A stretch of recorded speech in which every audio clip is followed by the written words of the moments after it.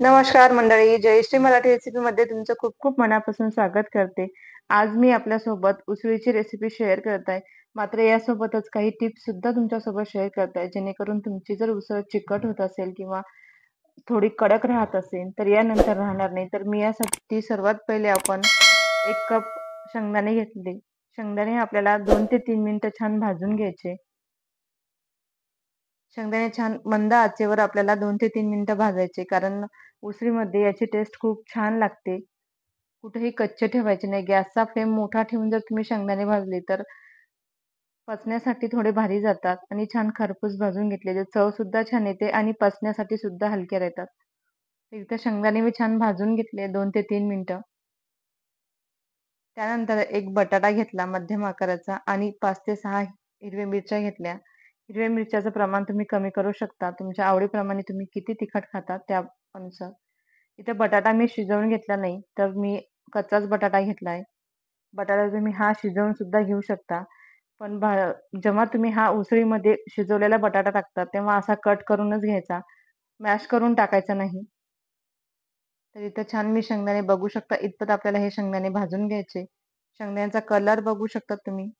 अशा पद्धतीने इतपत तुम्ही शेंगदाणे भाजून घेतले, की शेंगदाणे छान असे टरफलं सुद्धा लवकर निघतात आणि चवीला सुद्धा खूप छान लागतात. तर इथं मी टरफलं काढून घेतले आणि आता आपल्याला एका मिक्सरच्या भांड्यामध्ये टाकून छान बारीक पेस्ट बनवून घ्यायची. तर इथे मिक्सरच्या भांड्यामध्ये टाकून बारीक पेस्ट बनवून घेते. त्यानंतर उसळीला 1च चम्मच तेल टाकायचं. कधी-कधी तुम्ही काय करता तेल थोडं जास्त होते त्यामुळे सुद्धा उसळ आपली अगदी चिकट होते आणि ऑइली सुद्धा खूप होते. त्यामुळे छोटा 1 चम्मचच तेल टाकायचं. त्यानंतर अर्धा चम्मच जिरं टाकून घेतलं. जिरं तुम्ही उपासाला खात नसेल तर स्किप केलं तरी चालते. त्यानंतर आपण कट करून घेतलेला बटाटा आणि हिरवी मिरची यामध्ये टाकून घेऊ.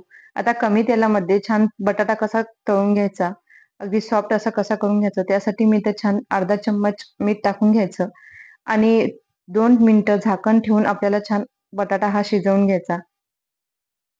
थोडासा सॉफ्ट होते लवकर आणि कमी तेलामध्ये. तर साबुदाणा मी रात्रभर भिजत ठेवला होता. साबुदाणा अगदी मोकळा आणि मऊसूत होण्यासाठी मी तुमच्यासोबत टिप्स शेअर करत आहे, की हा साबुदाणा तुम्ही जेव्हा साबुदाणा तुम्हाला भिजवायचा असते, तेव्हा अर्धा तास खूप साऱ्या पाण्यामध्ये भिजत ठेवायचा आणि नंतर अर्ध्या तासानंतर पूर्ण पाणी काढून टाकायचं आणि पूर्ण पाणी काढून टाकल्यानंतर रात्रभर किंवा 2 ते 3 तास असाच भिजत ठेवायचा.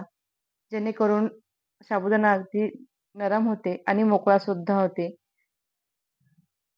तर इथे मी 2 मिनिटं छान बटाटा हा शिजवून घेतला. अगदी सॉफ्ट असा बटाटा झालेला आहे आपला. त्यानंतर आपण साबुदाणा टाकून घेऊया आणि शेंगदाण्याची कूटमधली मी अर्धीच कूट इथे यूज केलेली आहे. त्यानंतर चवीप्रमाणे उपासाचं मीठ टाकून घ्यायचं. उपासाचं मीठ नसेल तर तुम्ही साधं मीठ टाकलं तरी चालते आणि परत एकदा छान मिक्स करून घ्यायचं. तर इथं परत एकदा मी छान मिक्स करून घेत आहे. शेंगदाणे तुम्ही अशा पद्धतीने भाजले तर शेंगदाण्याची किंवा उसळीची खूप छान चव येते. त्यानंतर याची चव अजून थोडीशी वाढवण्यासाठी मी अर्धा चम्मच साखर टाकून घेत आहे. परत एकदा छान मिक्स करून घ्यायचं साखर टाकल्यानंतर आणि अजून छान सॉफ्ट बनण्यासाठी यामध्ये आपल्याला एक झाकण ठेवून घ्यायचं आणि 1 मिनिटं वाफ काढून घ्यायची. साबुदाणा अगदी नरम होते. यामध्ये तुम्ही कोथिंबीर सुद्धा टाकू शकता जर तुम्ही उपासाला खात असाल तर. तर नाही टाकली तरी चालते. तर बघू शकता तुम्ही अगदी मोकळा असा आपला साबुदाणा तयार आहे. आणि मी तुम्हाला साबुदाणा भिजवण्याचे टिप्स सांगितलेले आहे. तशा पद्धतीने जर तुम्ही साबुदाणा भिजवला तर नक्कीच तुमची उसळ सुद्धा अशीच होते. त्यानंतर मी याच्यासोबत फोडणीचं दही सुद्धा करत आहे. तर त्यासाठी अर्धा चम्मच तेल टाकून घेतलं, अर्धा चम्मच जिरं टाकून घेतलं, 2 ते 3 कढीपत्त्याचे पाने आणि 1 हिरवी मिरची कट करून घेतली. कढीपत्ता तुम्ही उपासाला खात नसेल तर स्किप केला तरी चालते. त्यानंतर अर्धा चम्मच साखर टाकून घ्यायची आणि इथे 1 वाटी मी दही घेतलं. हे दही फ्रेश आहे आणि मलाईचं आहे. ते दही यामध्ये टाकून घ्यायचं. दही टाकल्याबरोबर आपल्याला गॅस बंद करायचा.